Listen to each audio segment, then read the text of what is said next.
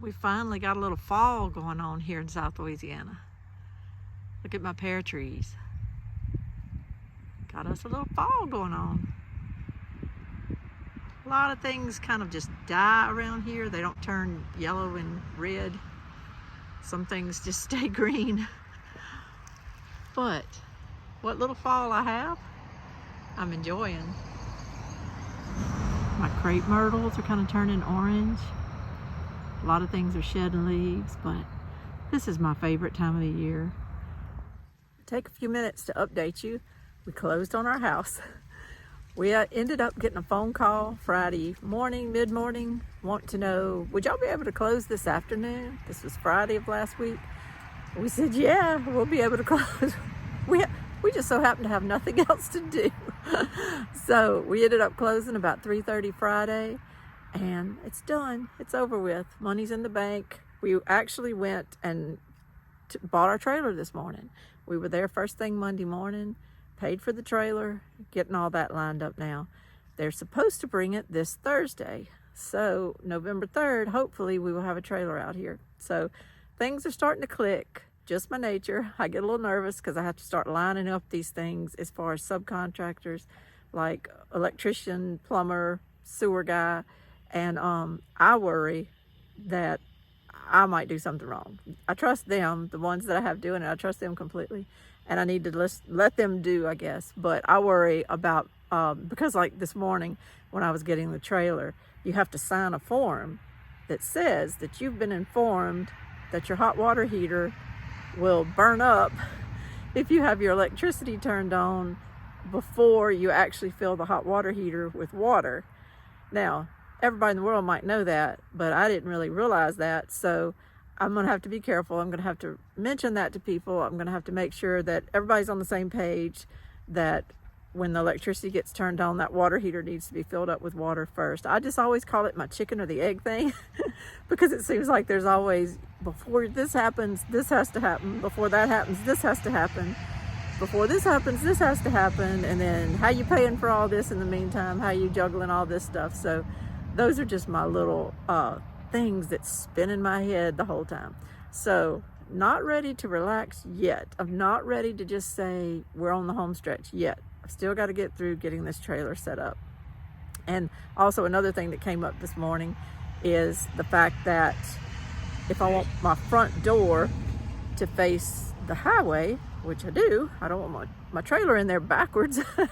I don't want the front pretty part of the trailer to face the woods. So if I do, they have to pull the trailer in straight instead of backing it in because of where the tongues are, which that sounds easy, except I already have that pavilion that's there. I showed that on my original video of this property up here. We have a pavilion that's pre-built. It's concrete, metal top and everything. So I showed them pictures of it, and I had already decided I didn't want my trailer bumped right up to it. Like the previous owners they had their trailer bumped right up to the edge of that pavilion, maybe even sitting a little bit under the edge of it, so that it was all one big thing. I didn't really want that. My trailer is going to be smaller than what they had. They had a really big double wide. But mine, I want it to kind of shy to the left, and I wanted to have an open space there. And I'm actually just going to have a rock garden, kind of have a little French drain there for any runoff water, and maybe put a bench, some planters, just things like that. So that's what I was going to do between the trailer and the pavilion. So I'm hoping the fact that that is what I wanted to do will give them a little extra maneuvering space. They can actually drive right up on the pavilion and drive through it with the truck. But I had to go measure this morning from the top of the, from the concrete to the bottom of the joist. And I sent those measurements to the man, and he's got to go find out from the guy how tall this truck is and everything. So chicken or the egg. It's like, you have to think these things through, and I don't want any delays. I don't want any problems because I didn't foresee something or I just wrote something off and didn't worry about it. I just want to try to do my due diligence. But I realized that since we bought the property, maybe a little bit in the beginning, I got to come up here and dream a little bit in the beginning, But then it became a big whirlwind of selling the house, listing the house, showing the house, keeping it clean, contracts, all the issues that we had come up. And at some point, I kind of stopped dreaming up here at my land. I kind of just started running by here to drop things off, unloading things. I worried about the shed up here, of course. You saw me doing that. Got that pretty much straightened out. We're using it now. And then I had to worry about the dogs and things like that. And I just kind of quit dreaming. And so today I thought I'd just walk around a little bit and chit chat and talk. I have a lot of things on my mind as far as how I want to use this property, but I don't really know this property really well yet. I know I like it, but I don't know it yet. I don't know exactly how the sun comes up and goes down. I don't know exactly which areas stay wet, because we have been in a drought for 2 months. Saturday, we finally had this big line of storms coming through, tornado watches and all kind of stuff, and it probably rained about 20 minutes here. And I'm not talking about a hard rain either. I'm just talking about maybe a kind of a downpour and then stop, a downpour and then stop, and then it just kind of rolled out. They ended up getting some bad weather in Mississippi, but we didn't necessarily get it all here where I am. So I really don't know if there's any parts of this property that are going to stay really, really moist, probably back there by those trees. I actually need a few places to stay that way for some of the perennials I bought, but I don't really know yet where I'm going to put my garden.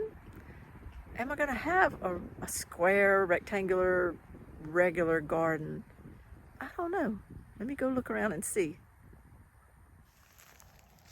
I can tell you a lot of the little things I want to do around here involve pruning, or at least making decisions about some things. You see, I have this oak tree. It's young. It's a very small oak tree, but it's growing. It's right to the right of all my pretty crepe myrtles, but it's growing right by the base of this gardenia tree. Well, it's called a gardenia bush, but they get pretty big. So decisions like that are what I'm going to have to be doing here lately, because I've got to decide, is this tree going to go or stay? I watched this channel called I Allegedly, and he's always saying, let me know what you think about this, folks. Let me know your thoughts on this. And I kind of feel like I need to say that now with this bush, because what would you vote for? Keep the gardenias? The gardenia bush blooms flowers. They smell beautiful and could be a good little pollinator type bush to have in my yard. The oak tree, it looks like a little solid little tree coming up now. Probably get tall, probably have shade. Now neither one will give me food unless you count the acorns, which Will Bonsall, whose book I recommended to you a few videos back, he believes in making meal and oils out of acorns, and he eats them. I'm not really there yet, so I wasn't going to count on this oak tree for food, but should I keep it? Should it go? I'm thinking I'm going to get rid of the oak tree, keep the gardenia bush. It's just in this line with these crepe myrtles, and I just really feel like this oak tree would just take over everything. I'm thinking I'm getting rid of that, but let me know your thoughts on this, folks. I'd appreciate it. I need ideas of what to do with this huge, 2 piles actually, of wood chips. I've never used wood chips in gardening. I hear about the Back to Eden things, and I see people using Back to Eden. Patera uses that on her channel, and I respect everything she does, and she loves it. I also hear people talk about how they would not do that again. Melissa K. Norris said on her channel not too long ago that she really regrets putting the wood chips, and they did a test of different beds in their yard, and the ones with wood chips perform worse than the ones without. So I don't know. Let me know. I really do want to use these for sure on some paths around here, like a path to the dog pen that goes from the trailer to the dog pen. I'd like to use these wood chips to make a really good path that way. And then I might even plant things along that path even in raised beds or in containers, just so that wherever I'm going to be during the day, I can go ahead and check on plants at that time. That's a thought that's going through my mind. I've got a stack of little pieces of some stepping stones that were broke, but I'm going to use them. And then there's a lot of little lava rocks. They were at the base of this tree,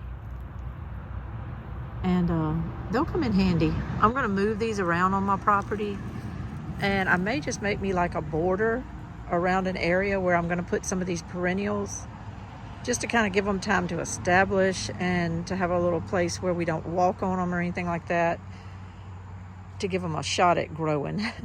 Just trying not to have them where the mower is going to accidentally run over them or anything. So I'm going to make use of all these little rocks.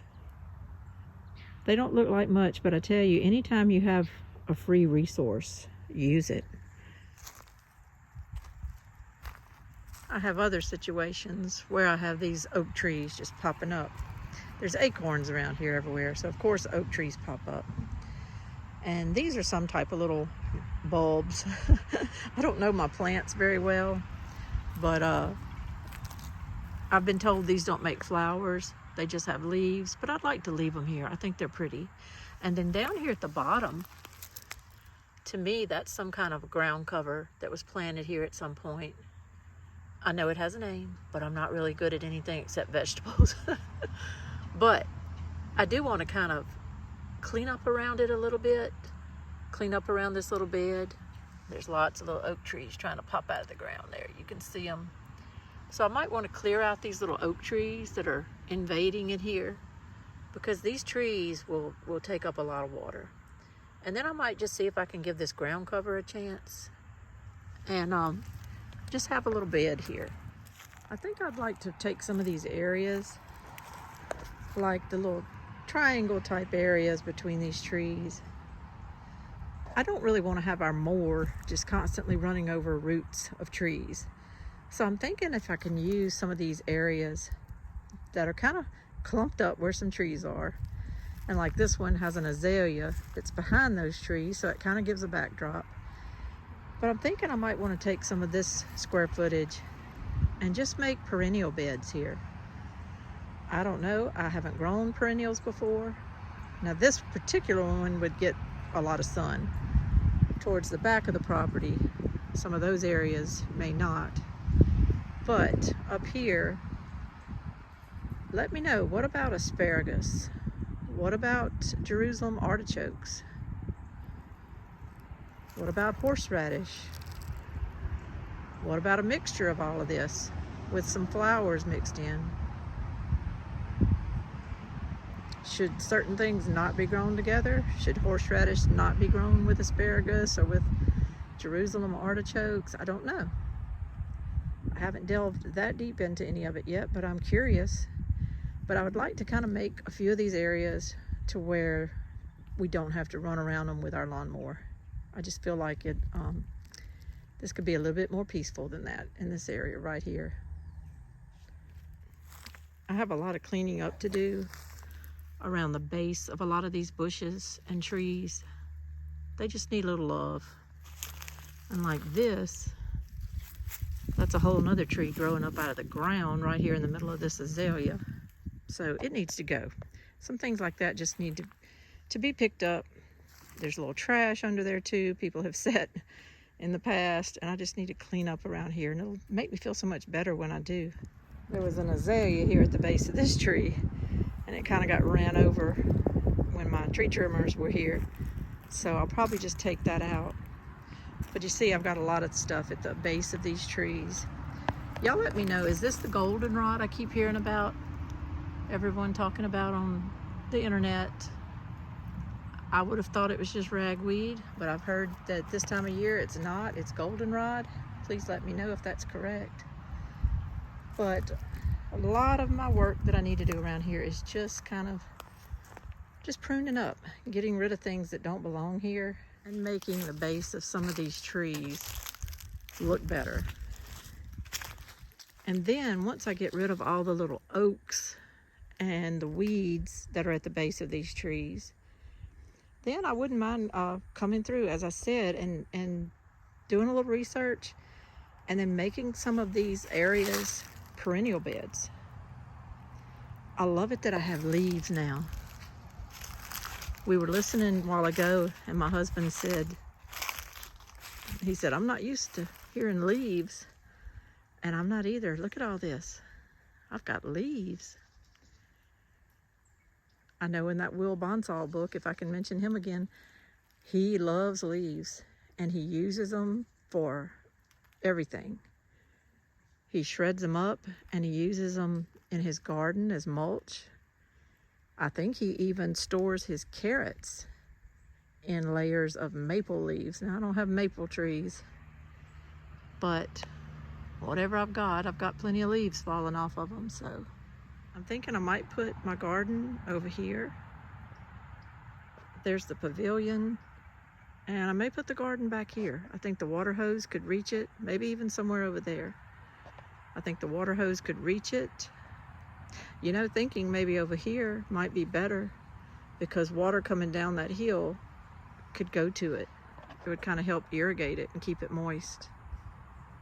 It's hard to even think of moist dirt right now with everything so dry, but maybe. Well, that's all the dreaming I can do right now. We've got to go help our daughter move in her house. Everybody's closing on houses around here, but they closed on theirs this morning, and the movers were running late, so we were already supposed to be by there, but we just ran up here to feed the dogs, and now we're going to go back and help them. So it's all kind of happening. It's happening. I'm excited. We're excited. Those juices are getting going now. I'm starting to dream a little bit. I need to get my computer out and kind of look at my list of seeds, and then just start thinking. As much as food is a priority this year, and it is, and of course it is for us too, I think the spring of 2023, just for my soul, just for my peace, I'm just going to devote it to planting things I want to plant. Some of these weird varieties, these heirloom varieties that I've collected through the years, I want to plant those seeds and just grow this one year for my enjoyment, and even for me to share with people if I have plenty. I learned by packing my house up and by having to store everything that I had just way more food than I thought I had. And so I've given some of it away, but I still have plenty. And so this year, rather than going for production, I really need to be rotating some of that food out. I need to be establishing me some spots in this yard that I could get going, because to my knowledge, there hasn't been a garden here. I don't see one. And so I need to establish some spaces. I need to focus a little more on just getting started, just getting going. And then maybe 2024 or even fall of 2023, I could start focusing more on some production. But right now, I just want to learn my yard. I just want to dream a little bit. I just want to start using some of those varieties that I didn't plant last year because I was planting more for production. I allowed myself a few little things to plant, but mostly I was planting for production. This year, I'm just going to be Lainey getting to know her yard, Lainey getting to know her garden. And in my mind, it's kind of coming together. Not great, but it's kind of coming together. I just want this to be a place where, as you go from place to place in the yard, you see something. You see something growing. My grandkids see something growing. They come around a corner or come around a tree and there's something growing there. I kind of want that kind of feeling up here. Not necessarily just put in a garden, work the garden, cover crop the garden, or take the garden out. I want it to be an all year long type property, to where things are growing all year long. And that's going to include some more fruit trees and things like that. It's going to come around. I'm looking forward to it. This is Lainey from Hilltop Homeplace. Join me on this journey as we get going. Trailer comes Thursday. I'll be having updates as much as I can from here on out. Thank you so much. Bye-bye.